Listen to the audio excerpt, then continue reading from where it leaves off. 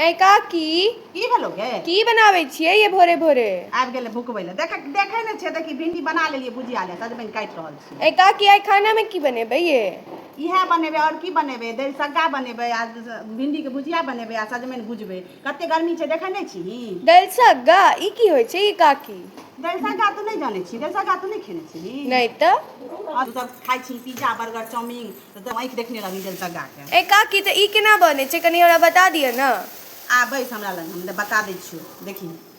ठीक देखी चना दालि हो या मसुरी दालि हो जे दालि में नीक लागो। हमरा तो चने दालि में नीक लागैया तो हम चना दालि में की केलिए साग धो देलिए बुझलही। और साग दऽ कऽ ओकर बाद एहिमे प्याज दऽ दही टमाटर दऽ दही जे चीज जते चीज खटाइयो पड़ै छै खटाइ जे चीज रहो से दऽ दही। हमरा नहीं छलै टमाटर सब तो हम नहीं देलिए प्याज काटि के धऽ देलिए बुझलिही।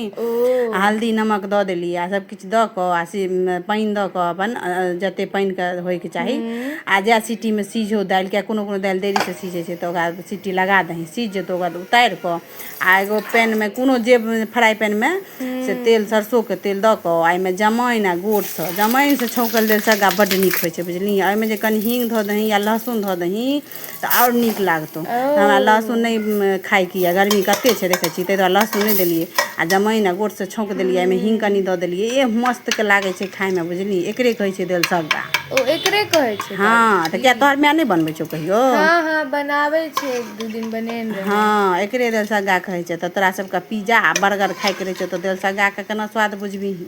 अइहे कनी देर के बाद हम देबो खुआ रोटी बनबै छी।